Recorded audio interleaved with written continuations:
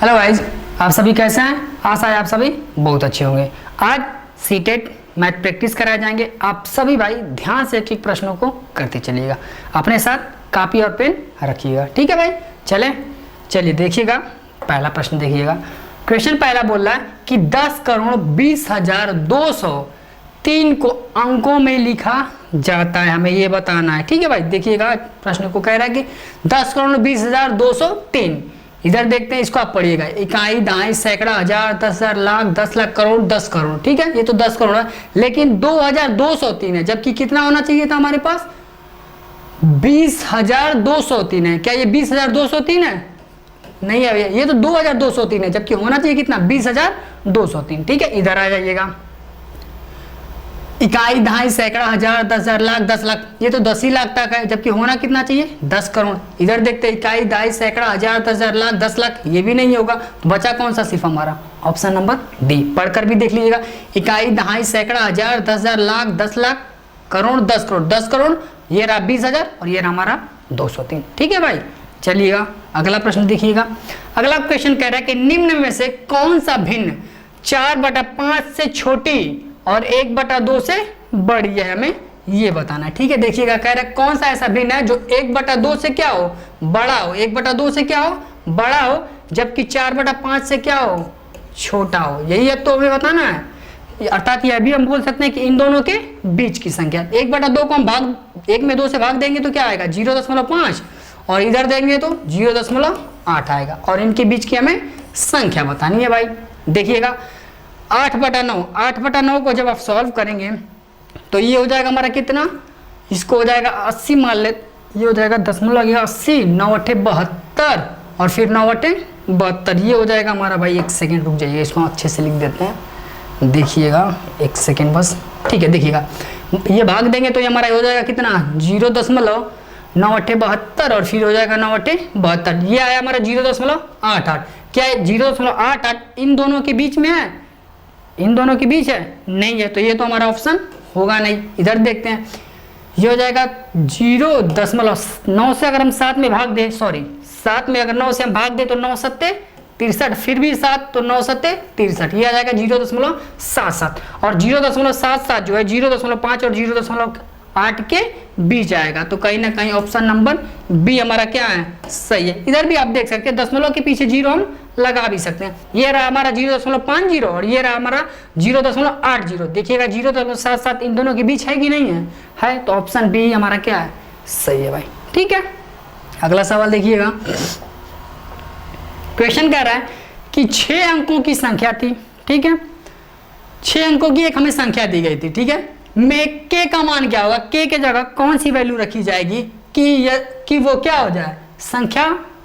Question कह रहा है कि एक संख्या थी, ठीक है, और इस के जगह कौन सा वो मान रख दे, फिर उसमें अगर हम 6 से भाग दे तो वो पूरी तरीके से विभाज्य होगी, हमें ये बताना है भाई, ठीक है। या हम बोल सकते हैं कि के की जगह कौन सी वैल्यू रखी जाएगी कि वो 6 से पूरी तरीके से कट जाएगी। अब एक चीज जानते होंगे कि 6 से विभाज्यता का रूल क्या होता है। यदि कोई भी संख्या अगर 6 से विभाज्य है तो जाहिर सी बात है वो 2 और 3 दोनों से विभाज्य होगी। किससे किससे विभाज्य होगी? 2 और 3 से। अब 2 से विभाज्यता का रूल क्या होता है? 2 से विभाज्यता का रूल यही होता है ना कि अंतिम अंक, या हम फिर बोल सकते हैं इकाई अंक क्या होना चाहिए? या तो शून्य होना चाहिए या फिर सम संख्या होनी चाहिए।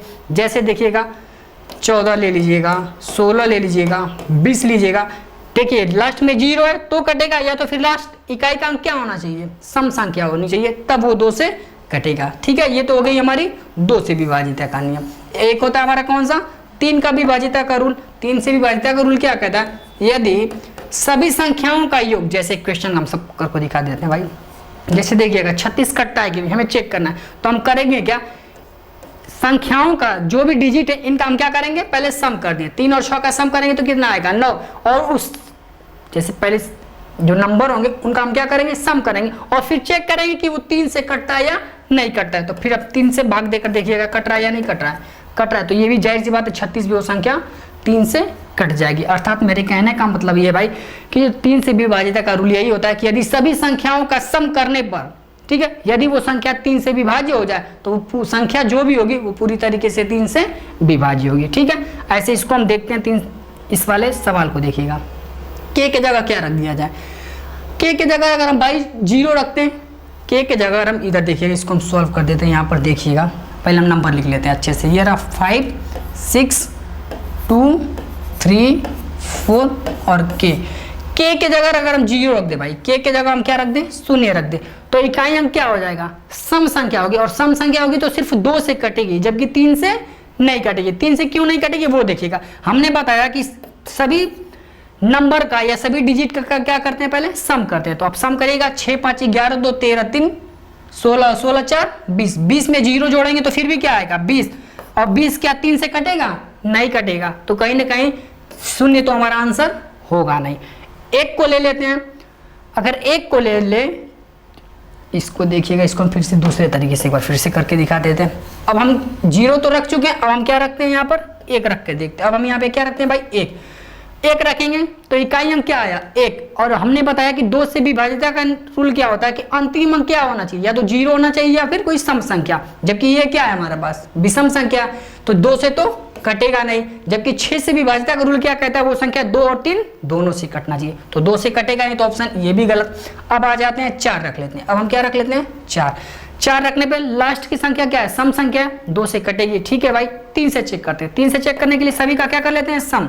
6 5 11 2 13 3 16 4 20 और 4 24। ये हम सम करने पे कितना आया 24। 24 को चेक करते हैं 3 से कटेगा या नहीं कटेगा, कट जाता है। तो कहीं ना कहीं ये जो पूरी संख्या होगी, ये संख्या भी पूरी तरीके से 3 से क्या होगी, विभाज्य होगी। कहीं ना कहीं के जगह हमारा कौन सा मान होना चाहिए था, के जगह हमारा कौन सा मान होगा, 4 होना चाहिए। के जगह हमारा कौन सा मान होना चाहिए भाई, 4 होना चाहिए, ठीक है। प्रश्न करिएगा, अगला देखिएगा। क्वेश्चन कह रहे हैं कि निम्न में से कौन से कथन सत्य है। हमें बताना है कि इनमें से कौन सा कथन सत्य है, हमें ये बताना भाई, ठीक है। देखिएगा, कह रहा है प्रत्येक संख्या अपने योज्य प्रतिलोम से सदैव बड़ी होती है। योज्य प्रतिलोम का मतलब होता है कि मूल संख्या, जैसे आप समझिएगा ये रहा 2 मूल संख्या, ये हमारी क्या हो गई मूल संख्या। इसमें कौन सी संख्या जोड़ दी जाए, इसमें कौन सी संख्या जोड़ दी जाए कि वैल्यू क्या आ जाए, 0 हो जाए। तो 2 में हम कौन सी वैल्यू जोड़ेंगे, -2। 2 में अगर हम -2 जोड़ देते तो वैल्यू क्या आ जाएगी, 0 आ जाएगी। कहीं ना कहीं 2 का योज्य प्रतिलोम क्या हो जाएगा, -2। वैसे ही हम पूछ दें कि 3 का योज्य प्रतिलोम क्या होगा, -1। क्यों, 3 को यदि -3 के साथ जोड़ा जाए तो वैल्यू क्या आ जाएगी, 0। अगर हम पूछ दें कि -4 का योज्य प्रतिलोम क्या होगा, तो आप बोलोगे क्या, +4। समझ में आई बात। तो योज्य प्रतिलोम का मतलब होता है कि मूल संख्या में कौन सी संख्या जोड़ दी जाए कि वैल्यू क्या आ जाए, 0 आ जाए, वो उसकी क्या होती है, योज्य प्रतिलोम होती है, ठीक है भाई। अब आइए सवाल पे देखिएगा, चलिए बता सवाल देखिएगा। कह रहे प्रत्येक संख्या अपने योज्य प्रतिलोम से सदैव बड़ी होती है। देख हम ले लेते हैं, ये रहा 2, इसका योज्य प्रतिलोम क्या होगा भाई, -2 होगा। इसका 2 का योज्य प्रतिलोम क्या होगा, -2। कह रहा प्रत्येक संख्या अपने योज्य प्रतिलोम से सदैव बड़ी होती है। क्या इससे ये बड़ी है, 2 से -2 बड़ी होती है, नहीं। तो ये कहीं ना कहीं ऑप्शन क्या है, गलत है। ये क्या कह रहा था, सदैव बड़ी होती है, सदैव बड़ी नहीं होगी भाई, ठीक है। हो सकता है छोटी भी हो सकती है। अब आइए अगला ऑप्शन देखिएगा। कह रहा है किन्हीं भी 2 पूर्णांकों का योग, कह रहा है क्वेश्चन कि किन्हीं भी, इसको हम रब कर देते हैं इधर वाले को, फिर समझने में थोड़ा आसानी हो जाएगी, ठीक है। देखिएगा, कह रहा है किन्हीं भी 2 पूर्णांकों का योग, हम 2 पूर्णांक ले लेते हैं, एक ले लेते हैं, एक 2 ले लेते हैं। किन्हीं भी 2 पूर्णांकों का योग होगा ना, उन पूर्णांकों में से प्रत्येक से क्या होगा, बड़ा होगा। हाँ देखिएगा, ये रहा 1, इससे ये बड़ा है, 2 ये इससे बड़ा है, ठीक है। अगला कोई 2 पूर्णांक ले लेते हैं, एक ले लेते हैं -2, एक सेकंड इसको +2 कर, इसको सेकंड इजी नंबर ले लेते हैं भाई, आसान होगा। देखिएगा, एक ले लेते हैं 2 और एक ले लेते हैं -1, और इनका हम सम करेंगे तो कितना आ जाएगा, 1 आएगा। कह रहा है कि किन्हीं भी 2 पूर्णांक, ये हमारे पास 2 पूर्णांक है, कह रहा है इनका जब योग किया जाएगा तो उन पूर्णांकों में से प्रत्येक से क्या होगा, वो बड़ा होगा। क्या ये इससे बड़ा है, अब बताओ, ये इससे बड़ा है, छोटा है, ये इससे तो बड़ा है, लेकिन इससे क्या है, छोटा है। तो ये क्या कह रहा था कि किन्हीं भी 2 पूर्णांकों का योग उन पूर्णांकों में से प्रत्येक से बड़ा होता है। प्रत्येक से बड़ा हो ये जरूरी नहीं है, हो सकता है छोटा भी हो। जैसे 2 से 1 गए तो कहीं ना कहीं क्या होगा, छोटा आया, और ये क्या कह रहा था, बड़ा होगा। तो ऑप्शन पी भी क्या है हमारा, गलत है। कह रहा अगला क्वेश्चन देखिए, -2 का परवर्ती का मतलब क्या होता है, इसको हम रब कर देते हैं भाई। एक सेकेंड, इसको हम इधर वाले को थोड़ा सा भाई, एक सेकेंड बस रुक जाइएगा, इधर देखिएगा, एक सेकेंड भाई, ठीक है। देखिएगा कह रहा है कि -2 का परवर्ती, एक होता है हमारे पास पूर्ववर्ती, एक हमारे पास क्या होता है भाई पूर्ववर्ती, एक हमारे पास होता है क्या पूर्ववर्ती, एक हमारे पास क्या होता है पूर्ववर्ती। पूर्ववर्ती का मतलब क्या होता है पहले, जैसे 4 का पूर्ववर्ती क्या होगा 3, 4 का पूर्ववर्ती क्या होता है 3, कहीं ना कहीं एक घटाया जाता है। पूर्ववर्ती में क्या किया जाता है एक घटाया जाता है, और परवर्ती में क्या किया जाता है एक जोड़ा जाता है। परवर्ती में क्या किया जाता है भाई, परवर्ती में क्या किया जाता है जोड़ा जाता है, ठीक है भाई, इतना आप याद रखिएगा। जैसे 4 का परवर्ती क्या होगा 5, तो कहीं ना कहीं एक क्या कर दिया गया जोड़ा गया। परवर्ती में एक जोड़ा जाएगा, पूर्ववर्ती में एक घटाया जाएगा। कह रहे हैं -2 का परवर्ती, परवर्ती का मतलब क्या एक जोड़ा जाएगा, और -2 में एक जोड़ दिया जाए तो कितना आ जाएगा -1, तो कहीं ना कहीं -1 है भी, तो ये ऑप्शन सी हमारा क्या है सही है। आते हैं अगला ऑप्शन देखते हैं, एक संख्या और उसके योज्य प्रतिलोम।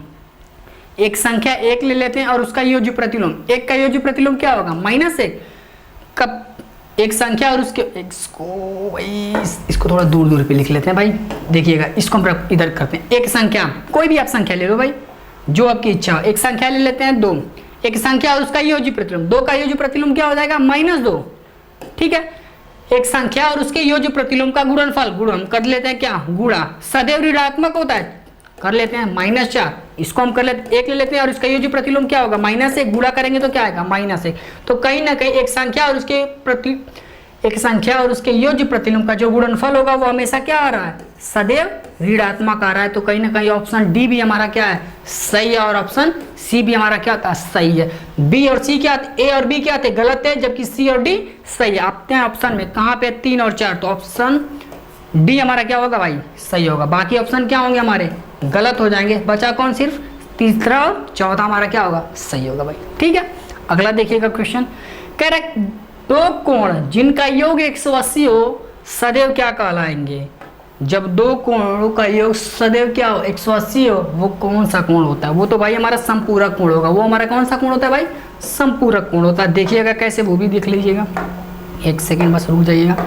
देखिए ग्रीन वाले से लेते हैं, पूरक कोण का मतलब क्या है, जब 2 कोणों का योग कितना हो भाई 90 डिग्री, जब 2 कोणों का योग 90 हो तो वो हमारा क्या होता है पूरक कोण। जब 2 कोणों का योग कितना हो जाए 180 हो जाए तो वो हमारा क्या होता है समपूरक कोण होता है। और एक हमारा होता है रैखिक युग्म। रैखिक युग्म का मतलब होता है एक सीधी लाइन पर बहुत सारे कोण बने होते हैं, एक सीधी लाइन पर बहुत सारे कोण बने होते हैं, और इन सबका योग कितना होता है 180 होता है। जबकि हमें बताना कितने का है सिर्फ 2। जब 2 कोणों का योग 180 हो तो वो कौन सा होगा समपूरक कोण, और जब बहुत सारे कोणों का योग 180 हो तो वो हमारा क्या होता है रैखिक युग्म होता है। हमसे पूछा क्या था सिर्फ 2 कोणों का योग, तो 2 कोणों का योग 180 कब होता है जब वो समपूरक कोण होता है। और कह रहा है आसन्न कोण, आसन्न कोण का मतलब होता है जब आसन्न कोण में जब बहुत 2 एंगल इधर के 2 एंगल इधर के मिलेंगे, 4 कहीं ना कहीं 4 एंगल मिलेंगे तब वो होता है, इसलिए आसन्न कोण भी नहीं होगा। बचा सिर्फ हमारा कौन सा ऑप्शन नंबर सी हमारा क्या होगा सही होगा भाई, ठीक है। अगला प्रश्न करिएगा भाई, क्वेश्चन कह रहा है निम्न में से कौन सा कथन सही नहीं है, हमें ये बताना। इनमें से कौन सा कथन सही नहीं है हमें ये बताना। कह रहे एक न्यून कोण और एक समकोण, एक लिख देते हैं भाई इधर, एक सेकंड आप लोग रुक जाइएगा, एक चीज लिख देते हैं यहाँ पे। एक हमारे पास कौन सा कोण होता है, एक हमारे पास होता है क्या न्यून कोण। न्यून कोण का मतलब होता है जब 2 किरणों के बीच का जो झुकाव होगा वो क्या होगा 0 से अधिक और 90 से क्या होना चाहिए कम होना चाहिए, तब वो हमारा कौन सा एंगल होगा न्यून कोण होगा। जैसे 0 से क्या होना चाहिए अधिक होना चाहिए, जबकि एक सेकेंड भाई 0 से, इसको हम लिख देते हैं फिर से अच्छे से लिख देते हैं, 0 से अधिक जबकि 90 से क्या होना चाहिए कम होना चाहिए, तब वो हमारा कौन सा होता है न्यून कोण। एक हमारे पास क्या होता है भाई समकोण, एक हमारा क्या होता है समकोण। जब 2 किरणों के बीच का झुकाव जो होगा वो एग्जैक्ट कितना हो 90 हो तो वो हमारा कौन सा होता है, वो हमारा कहलाता है समकोण कहलाता है। एक हमारा होता है भाई अधिक कोण, एक हमारा कौन सा होता है भाई अधिक कोण, एक हमारा होता है भाई कौन सा अधिक कोण। अधिक कोण में क्या होता है जब 2 किरणों के बीच का जो झुकाव होगा वो 90 से क्या होगा ज्यादा होगा, जबकि 180 से क्या होना चाहिए कम होना चाहिए, तब वो हमारा कौन सा होता है अधिक कोण। एक हमारे पास होता है कौन सा कोण भाई, एक हमारे पास होता है ऋजु कोण। ऋजु कोण का मतलब क्या होता है जब 2 किरणों के बीच का जो झुकाव होगा वो एग्जैक्ट क्या हो 180 है, वो कितने डिग्री का एग्जैक्ट एंगल बनाए 180 डिग्री का, तो वो हमारा क्या होता है ऋजु कोण। और एक हमारे पास होता है क्या भाई बृहद कोण, एक हमारे पास होता है बृहद कोण। बृहद कोण का मतलब क्या होगा, 180 से ज़्यादा होना चाहिए, जबकि 360 से क्या होना चाहिए, कम होना चाहिए। तो वो हमारा कौन सा होता है, बृहद कोण। और एक होता है हमारे पास संपूर्ण कोण। एक हमारे पास कौन सा होता है भाई, संपूर्ण कोण। संपूर्ण कोण में जो दो किरणों के बीच का जो झुकाव होगा वो एग्जैक्ट क्या होना चाहिए, 360, या हम बोल सकते हैं एक दूसरे के ऊपर होना चाहिए। तो वो हमारा कौन सा एंगल होता है, संपूर्ण कोण। आइए सवाल देखते हैं। कह रहा है एक न्यून कोण। न्यून कोण का मतलब होता है जो एंगल होगा वो 0 से ज्यादा और 90 से कम होना चाहिए। तो हम सबसे कम ही ले लेते हैं। मान लेते हैं एक न्यून कोण, तो एक ले लेते हैं। एक न्यून कोण हम ले लेते हैं भाई, इसको इधर ना करके इधर को आप समझा देते हैं। इधर देखिएगा, दूसरे कलर से इधर करते हैं। एक न्यून कोण एक ले लेते हैं, और सम कोण। सम कोण की वैल्यू क्या होगी, 90 होगी। इनका सम क्या आया, 91 आया। वो जबकि किसके बीच है, 91 किसके बीच होगा, 90 और 180 के बीच होगा। तो कहीं ना कहीं वो कौन सा एंगल होगा, अधिक कोण होगा। तो कह रहा है कि एक न्यून कोण और एक सम कोण का योग सदैव एक अधिक कोण होता है। वो भी बात क्या है इसकी, सही है, वो सदैव क्या होगा, एक अधिक कोण होगा। आता है ऑप्शन नंबर बी को देख लेते हैं। ऑप्शन बी को हम देखते हैं भाई, ठीक है। ऑप्शन बी को देखिएगा।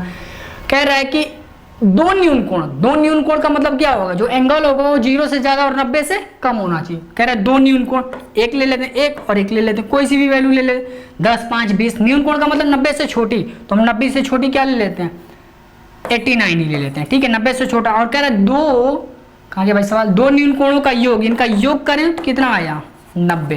कह रहा है कि दो न्यून कोण का योग सदैव सम कोण होगा। यहाँ पे तो 90 आया, हो सकता है दो न्यून कोण एक हो सकता है दो, ये भी तो न्यून कोण है, और इनका सम क्या 90 आ रहा है एग्जैक्ट, नहीं आएगा। तो ये कह रहा है कि दो कोण न्यून कोणों का योग सदैव एक सम कोण हो, ऐसा जरूरी नहीं है। एक बार हो सकता है, हो भी सकता है, नहीं भी हो सकता। एक बार हो सकता है एक बार 60 हो और एक 70 हो जाए, हो सकता है 90 से ज्यादा चला जाए, तो कहीं ना कहीं वो अधिक कोण में चला जाएगा। समझ रहे हैं भाई। तो वो सदैव सम कोण हो ऐसा जरूरी नहीं है। तो अब कह रहा हमें कौन सा कथन सत्य नहीं है, तो कौन सा कथन सत्य नहीं है, बी वाला कथन जो है हमारा वो सत्य नहीं है। वो कौन सा कथन सत्य नहीं होगा भाई, बी जो हमारा स्टेटमेंट है वो सही नहीं होगा। वो बात समझ गए होंगे इसको हम। तो ऑप्शन इसमें से हमारा कौन सा सही हो जाएगा, ऑप्शन नंबर बी हमारा क्या है भाई, सही है। ऑप्शन बी हमारा क्या होगा, सही होगा भाई, ठीक है। अगला सवाल, निम्न अक्षर समूह, इनमें से अक्षर के समूह दिए गए हैं, ठीक है, में से किस एक में केवल एक सममिति रेखा है। एक सममिति रेखा का मतलब होता है वो, सममिति रेखा मतलब ऐसे समझिएगा, जैसे यहाँ पर देखिएगा सममिति रेखा, जैसे यहाँ पर देखिएगा आई को हम ले लेते हैं, ये आई को ना लेके एक दूसरा ना, चलिए ठीक है आई ही ले लीजिएगा। इसमें कितनी सममिति रेखाएं होंगी, दो। सममिति का रेखा का मतलब होता है ऐसे आई को ऐसे कितने जगहों से बांटा जाएगा कि वो एग्जैक्ट बराबर बराबर दो भागों में बटेगा, और एक फिगर को बटने के बाद जो दो फिगर होंगे, एक फिगर को दूसरे फिगर के ऊपर रखा जाएगा तो वो एग्जैक्ट पूरी तरीके से ढका होना चाहिए। जैसे यहाँ पर देखिएगा, एक यहाँ से बांटा जाए तो दो बराबर भागों में बांटा जाएगा, और एक के इसको नीचे रखा जाए और इसको ऊपर यहाँ फोल्ड किया जाएगा तो पूरी तरीके से ढक लेगा। आई को देखिएगा, हो सकता है एक बीच से बांटा जाए तो दो बराबर बराबर भाग लेफ्ट राइट में बढ़ जाए, फिर एक फोल्ड करेंगे तो ढक जाएगा। तो यहाँ पर सममिति रेखाएं कितनी बनी, दो। जबकि यहाँ पे सवाल कर रहा है केवल एक ही सममिति रेखा होना चाहिए, कहीं ना कहीं वो बस एक ही जगह से दो बराबर भागों में बटना चाहिए। बात समझ गए होंगे भाई। देखिएगा सवाल को, आप समझिएगा। बी आई एच में, बी में देखिएगा एक भी सममिति रेखा दिख रही है, ऐसे बांटा या फिर ऐसे बांटा जाए ना। आई में दो सममिति रेखा, जबकि हमें बताना है क्या है, सिर्फ एक, तो ये तो ऑप्शन होगा नहीं, क्योंकि यहाँ पर कितनी सममिति रेखाएं हो जाएंगी, दो। एच में भी दो, आई में भी दो। समझ गए होंगे, हमें बताना है सिर्फ एक। यहाँ पर देखा जाए सी में एक भी सममिति रेखा नहीं होगी, जी में भी नहीं होगा, यू में देखा जाए तो एक सममिति रेखा है, ठीक है। जबकि पूरे समूह को बताना तो ये भी हमारा होगा नहीं। डी ई एम, यहाँ पर देखा जाए तो एक डी ई एम को देखा जाए, यहाँ पर देखिएगा डी को देखा जाए ऐसे डी है ना, इसको हम बांटे तो सिर्फ एक यहाँ से एक सममिति रेखा। ई को देखा जाए, ई को एग्जैक्ट बांटा जाए तो एक सममिति रेखा ये हो जाएगी, और एम एक हमारे पास क्या एम, और इसको हम ऐसे बांटे तो एक सममिति रेखा ये हो जाएगी। तो इसमें कहीं ना कहीं इन पूरे में एक एक सममिति रेखा है, तो कहीं ना कहीं ऑप्शन सी हमारा क्या होगा, सही होगा। कौन सा ऑप्शन सही होगा भाई, ऑप्शन नंबर सी हमारा क्या होगा, सही होगा। समझ गए होंगे। डी में भी एक सममिति रेखा, ई में भी और एम में भी, इनमें कहीं भी दो सममिति रेखाएं नहीं होंगी। हमें बताना भी क्या था, सिर्फ एक ही सममिति रेखा। समझ गए। अगला सवाल देखिएगा, अगला क्वेश्चन करिएगा भाई। योगेश 30 किलोमीटर प्रति घंटे की चाल से दौड़ता है और किसी दौड़ को 5 मिनट में पूरा करता है। उस दौड़ की कितनी लंबाई होगी, वो भी हमें किस में बताना था भाई, मीटर में बताना। वो भी हमें किस में बताना, मीटर में। एक चीज ध्यान दीजिएगा, एक होता है हमारे पास किलोमीटर प्रति घंटा, एक हमारे पास क्या होता है किलोमीटर प्रति घंटा, और एक होता है हमारे पास क्या, मीटर पर सेकंड। एक हमारे पास क्या होता है, मीटर पर सेकंड।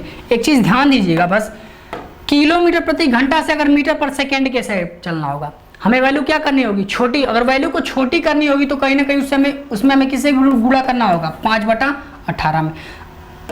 और एक मीटर पर सेकंड से अगर हम चले किलोमीटर पर घर आवर की तरफ, मीटर पर सेकंड से अगर हम चले किधर, किलोमीटर प्रति घंटा की साइड, तो कहीं ना कहीं वैल्यू को क्या करनी होती है, बड़ी। और अगर वैल्यू को बड़ा करना हो तो कहीं ना कहीं हमें किसका गुणा करना होगा, 18/5 का गुणा करना होगा। किलोमीटर प्रति घंटे से अगर मीटर पर सेकंड के साइड चलेंगे तो 5/18 से गुणा, और मीटर पर सेकंड से किलोमीटर प्रति घंटे के साइड चलेंगे तो 18/5 से गुणा करेंगे। बस इतना याद रखिएगा। अब आ जाइए सवाल पे। कह रहा है योगेश 30 किलोमीटर प्रति घंटे से चल रहा है, ये किलोमीटर पर आवर है, हमको बदलना किसमें, मीटर में। तो स्पीड, एक चीज ध्यान रखिएगा पहले, स्पीड बराबर फार्मूला क्या होता है भाई, डिस्टेंस अपॉन टाइम। स्पीड किसमें दिया है, किलोमीटर प्रति घंटे में, हमको बदलना किसमें होगा, मीटर पर सेकंड में। मीटर पर सेकंड में बदलने के लिए किससे गुणा करना होगा, 5/18 से क्या करना होगा, गुणा। अब ये पूरी स्पीड है, स्पीड जो है ये किसमें बदल चुकी है, मीटर में, ठीक है। और डिस्टेंस को डिस्टेंस रहने देते हैं। टाइम हमारा क्या है यहाँ पे, मिनट में है, हमको बदलना किस में होगा, सेकंड में, क्योंकि वैल्यू इसे भी किस में बदला गया है, मीटर पर सेकंड में। तो उस मिनट को भी किस में बदलना होगा, सेकंड में। तो 1 मिनट में कितने सेकंड, 60, तो 5 मिनट में 5 × 60। बस इसे आप सॉल्व करिएगा। कुछ कट पीट रहा है तो काट दीजिएगा, देखिएगा कुछ कट रहा हो तो काट दीजिएगा। काटते हैं, इसको काटते हैं तो 6 का 18 और इसको काटेंगे तो 10 बार में कटे जाएगा। और कुछ कट रहा है, इसको हम काटे तो 3 एकम 3 और ये हो जाएगा 10। बचा क्या है, इधर 10 इधर 10, 10 का 10 में गुणा करेंगे 100, 100 का 5 में गुणा करेंगे तो 500। कुछ और बच रहा है भाई, देखिएगा 5 भी तो बच रहा है ना, 10 इधर देखिएगा भाई। डिस्टेंस हमारे पास क्या बचेगा, ये हो जाएगा 5 × 10, ये रहा 5 × 10, और इधर भी रहा क्या हमारे पास 5 × 10। बस इसे आप सॉल्व करिएगा तो ये हो जाएगा 100 × 25, तो कहीं ना कहीं कितना आ जाएगा, 2500 मीटर। कितना आ जाएगा निकल कर भाई, 2500 मीटर। तो कहीं ना कहीं डिस्टेंस कितना रहा होगा हमारे पास, 2500 मीटर रहे होंगे, ठीक है भाई।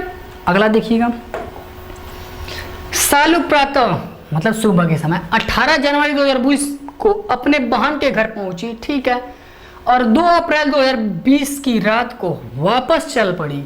वह कितने दिन ठहरी होगी, हमें ये बताना है। देखिएगा 18 जनवरी को चली कब भैया, 18 जनवरी को, ठीक है। जनवरी में टोटल दिन कितने होते हैं, 31 के। जनवरी में दिन कितने के होते हैं, 31।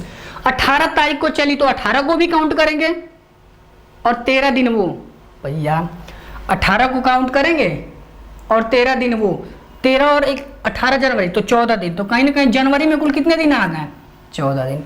फरवरी में ये लीप है या साधारण वर्ष है, ये लीप ईयर है, और लीप ईयर में फरवरी के दिन कितने हो जाते हैं, 29 के, तो फरवरी हो जाएगा 29 का।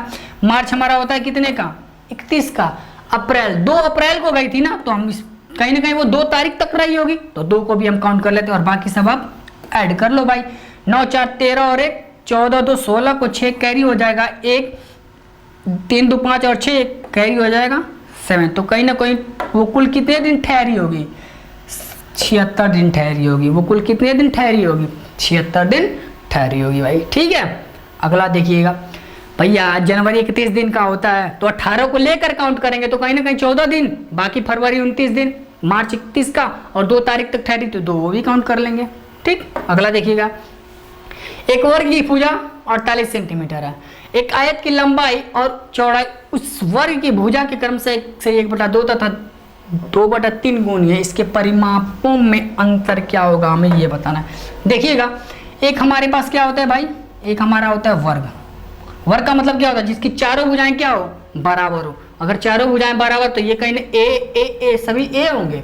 और आयत का मतलब होता है जिसकी आमने सामने की भुजाएं क्या हो, बराबर। अगर ये है तो ये ए होगा, अगर ये बी है तो ये भी क्या होगा भाई, बी होगा। वर्ग में चारों भुजाएं क्या होंगी? बराबर। आयत में क्या होती है? आमने सामने की भुजाएं क्या होती हैं? बराबर। आइए सवाल पे कह रहे एक वर्ग की भुजा कितनी थी? 48। तो कहीं ना कहीं ये ए की जो वैल्यू है ये कितना निकल कर आई? 48। तो ये भी 48, ये भी 48, ये भी 48 रहा होगा। ठीक है, कह रहा जो वर्ग की भुजाएं 48 थी, कह रहे ना एक आयत की जो लंबाई और चौड़ाई है वर्ग की भुजा का क्या है? 1/2 तथा 2/3 गुणिया। तो लंबाई क्या है? इधर हम रफ करके दिखा देते हैं। वर्ग की भुजा कितनी थी? 48 थी और इसकी 2 एकम 2, 2 एकम 2, 2 और 1 3। तो कहीं ना कहीं 3/2 गुने क्या है? वर्ग का 3/2 गुना क्या है? आयत की लंबाई होगी। तो कर लेते हैं, 2 कैंसिल करेगा, 2 दूना के 4, 2 चौका 8 और 24 तिहाई 72, 24 तिहाई 72। वर्ग का 3/2 किए तो कितना आया? 72। और ये किसको दिखा रहा है? ये शो कर रहा है आयत की लंबाई को। ये किसको शो कर रहा था? आयत की लंबाई को। वर्ग की भुजा का कितना गुना? 2/3 गुना क्या है? आयत की चौड़ाई है। कर लेते हैं, 3 एकम 3, 3 छक्का 18, 16 दूना के 32। तो कहीं ना कहीं आयत की लंबाई चौड़ाई कितना निकल कर आ गई? 32। आयत की जो लंबाई है वो कितनी निकल कर आई? 72। चौड़ाई कितनी निकल कर आई? 32। ठीक है, अगर ये 32 है तो भाई ये भी कितना रहा होगा?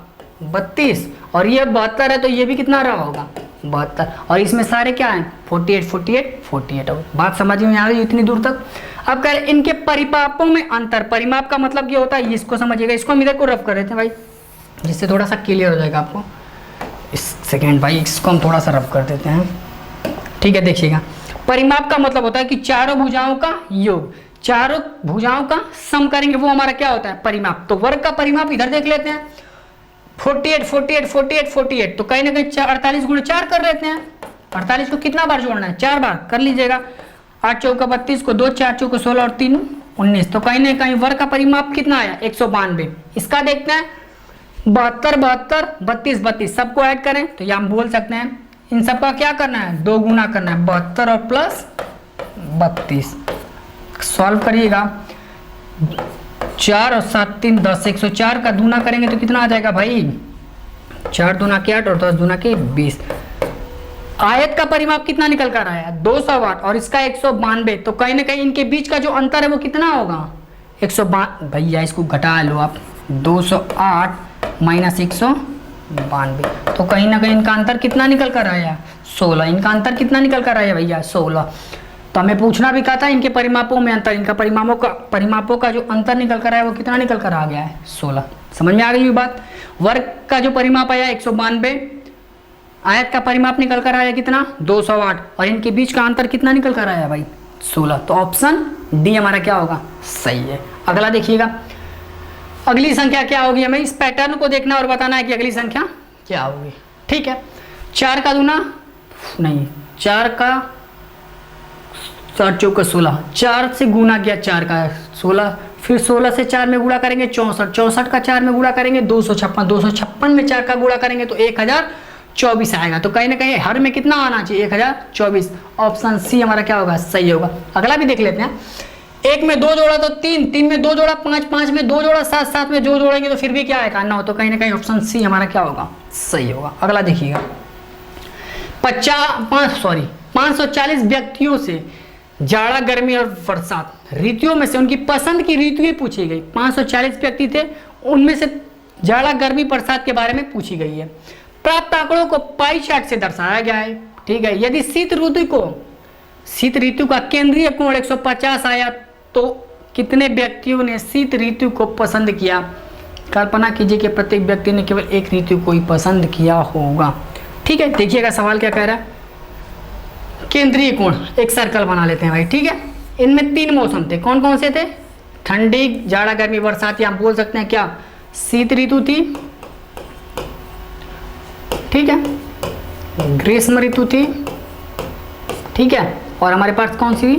वर्षा ऋतु थी। जाड़ा, गर्मी और बरसात थे। ठीक है, इन 3 मौसमों के बारे में जानकारी दी गई। इन 3 मौसमों के हिसाब से देखा जाए तो कुल कितने व्यक्तियों से जानकारी ली गई है? 540 व्यक्तियों से। कुल कितने व्यक्ति थे? 540 लोग थे। इन 540 व्यक्ति थे। ठीक है, इन 3 मौसमों के बारे में उनसे पूछा गया। एक चीज ध्यान दीजिएगा, एक वृत्त में कुल कितने डिग्री का एंगल होता है? 360, तो कहीं ना कहीं 360 डिग्री बराबर किसके 540 के होगा। भैया ये टोटल व्यक्ति थे और ये रहा हमारा टोटल एंगल, तो कहीं ना कहीं टोटल एंगल टोटल व्यक्ति के बराबर। ठीक, तो 1 डिग्री बराबर कितना हो जाएगा, आप बोलोगे 540 बटा में 360 डिग्री होगा। हमें किसके बारे में पूछना है, शीत ऋतु। शीत ऋतु कितने डिग्री का एंगल बना रही है 150, तो 1 डिग्री बराबर इतना, तो 150 डिग्री बराबर, तो 150 से हम गुणा कर देते हैं, बाकी जो कट रहा है काट दीजिएगा, 0 से 0 कैंसल, 9 छक्का 54, 9 चौका 36, और कुछ कट रहा है 2 तिया 6 और ये हो जाएगा 2 दूना के 4, 2 से इसको काटे तो ये हो जाएगा 75, और 75 तिया 75 ऊपर बचा 3, तो 75 गुणे 3, तो कहीं ना कहीं कितना आ जाएगा 225 डिग्री। तो कहीं ना कहीं शीत ऋतु कितने डिग्री का कोण बना रहा, पूछा क्या था कितने कोण शीत ऋतु को पसंद है। कुल देखा जाए तो कुल एंगल के हिसाब से 150 था, लेकिन व्यक्ति के हिसाब से 225, तो शीत ऋतु को कुल कितने व्यक्तियों ने पसंद किया, 225 व्यक्तियों ने पसंद किया होगा। देख लीजिएगा, अगला सवाल करिएगा भाई, देखिए इस अगले सवाल को पढ़िएगा। क्वेश्चन कह रहा है राहुल अपनी जेब खर्च में से प्रति माह कुछ बचत की, जैसा नीचे दिया गया है। ठीक है, माह के अंत में उस माह की कुल बचत, जनवरी माह के अंत में 80 रुपये, फरवरी माह के अंत में 140 रुपये, ऐसे कुछ डाटा दिए गए। ठीक है, निम्न में से कौन सा कथन सही है, हमें बताना है कि कौन सा कथन इसमें से सही है। मई में अधिकतम बचत हुई थी, मई में देखा जाए तो 280 की बचत हुई, जबकि जून में 375, तो ऑप्शन ए तो हमारा क्या है, गलत निकल गया। जनवरी और फरवरी में हुई बचत, जनवरी और फरवरी में देखा जाए तो बचत कितने की हुई, 220 का, कितने का बचत हुआ 220 का।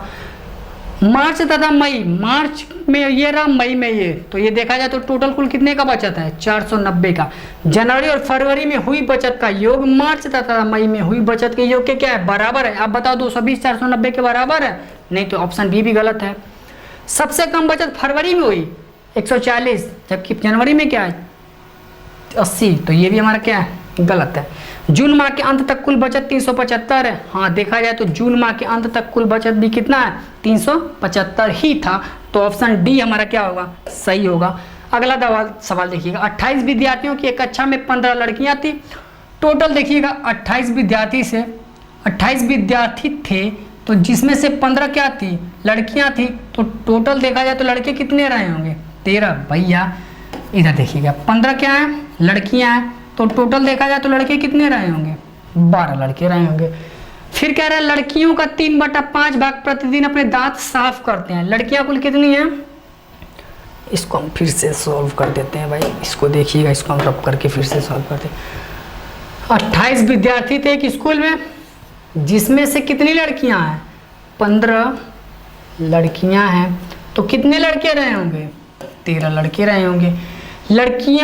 लड़कियों का 3/5 भाग प्रतिदिन अपने दांत साफ करते हैं, तो 3/5, 15 का 3/5 करेंगे तो कितना निकल कर आया, 9 ऐसी लड़कियां हैं जो डेली दांत साफ करती हैं। ठीक, 15 का 3/5 करेंगे तो कितना आएगा 9 लड़कियां थी जो डेली दांत साफ करती हैं। बताइए कि लड़कों का कितना भाग प्रतिदिन दांत साफ करता होगा, हमें ये बताना है।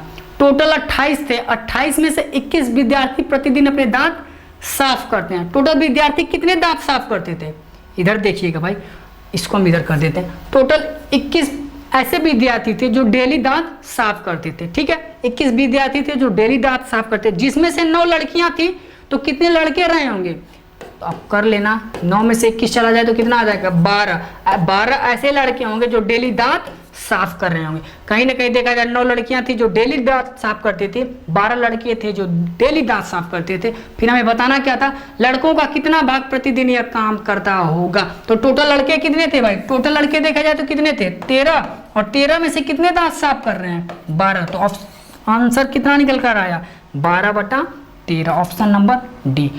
फिर से सवाल को, 28 में से 15 लड़कियां थी, 13 लड़के होंगे। लड़कियों का 3/5 दांत साफ करती थी, तो कहीं ना कहीं 9 ऐसी लड़कियां थी जो दांत साफ करती थी। टोटल 21 लोग दांत साफ कर रहे थे, जिसमें से 9 लड़कियां थी, तो 12 लड़के थे जो दांत साफ कर रहे होंगे। बात यहाँ तक समझ गए होंगे। कह रहे कि तो कितने लड़के थे टोटल कुल कितने लड़के थे जो दांत साफ कर रहे थे? तो टोटल देखा जाए तो लड़के थे 13 में से टोटल कुल कितने दांत साफ कर रहे थे? 12। तो कहीं ना कहीं उत्तर निकल कर क्या आया? 12/13 भाई। ठीक है, अगला सवाल देखिएगा। कह रहे एक दुकानदार ने सेबों का 138 डिब्बे जिनमें से प्रत्येक में 24 सेब हैं, ठीक है, खरीदे। पहले दिन वह सेबों के केवल 117 सही 3/4 डिब्बे ही बेच पाए। उनके पास कितने शेष सेब बचे हैं? उनके पास कुल शेष कितने सेब रहे होंगे? ठीक है, कुल कितने डिब्बे थे? 138, जिसमें से उसने कितने बेच डाले? 117 सही 3/4। कुल डिब्बे कितने थे? 138, जिसमें से बेचे कितने उसने? 117 सही 3/4 डिब्बे बेच डाले। ठीक है, सॉल्व करिएगा, ये हो जाएगा 7 चौका 28 को 8 और 11 चौक 44 45 46, ये हो जाएगा 468 और 3 तो 471। कितना निकल कर आया भाई? 471। तो ये हो जाएगा हमारा 138 और ये हो जाएगा 471/4। घटा के सॉल्व करिएगा तो ये हो जाएगा 8 चौका 32 को 2 कैरी 3 13 चौका 52 और 3 55, ये हो जाएगा 552 माइनस 471 कर लेते हैं, बटा में कितना? 4। सॉल्व करेंगे तो 12, ये 1 होगा, 15 से 7 गया तो 8 निकल कर आया और ये तो 81/4 शेष। कहीं ना कहीं 138 कुल डिब्बे थे जिनमें से उसने किया 117 से 3/4 डिब्बे बेच डाले। तो कुल कितने डिब्बे बचे? 81/4 डिब्बे बचे। कुल कितने डिब्बे बचे भाई? 81 इसको हम आगे सॉल्व कर देते हैं। बचे कितने? 81/4 डिब्बे। और एक डिब्बे में कितने सेब आ रहे थे? एक डिब्बे में कितने सेब आ रहे थे? 24। तो 81/4 में कुल कितने सेब रहे होंगे? 4 6 का 24। इसको सॉल्व करिएगा तो 6 कम 6 और 8 6 का 48। तो कहीं ना कहीं कुल कितने सेब अभी भी बचे हैं? तो अभी तक कुल कितने सेब अभी भी शेष रहे होंगे? 486 शेष अभी भी रहे होंगे। समझिएगा सवाल। 138 डिब्बे थे जिसमें से उसने कितना बेच डाला? 117 सही 3/4। उसको हम लिखेंगे 471/4। सॉल्व करेंगे तो कितना निकल कर आया? कहीं ना कहीं 81/4 डिब्बे बचे हुए हैं। एक डिब्बे में कितने सेब आ रहे थे? 24। तो 81/4 डिब्बे में कुल कितने सेब आएंगे? तो एक डिब्बे में 24, तो गुणा कर देंगे। सॉल्व किया तो हमारे पास कुल कितने सेब निकल कर आए? 486 सेब निकल कर आए भाई। ठीक है, अगला सवाल देखिएगा। सवाल सिर्फ यहीं तक थे, मिलते हैं अपने नेक्स्ट क्लास में।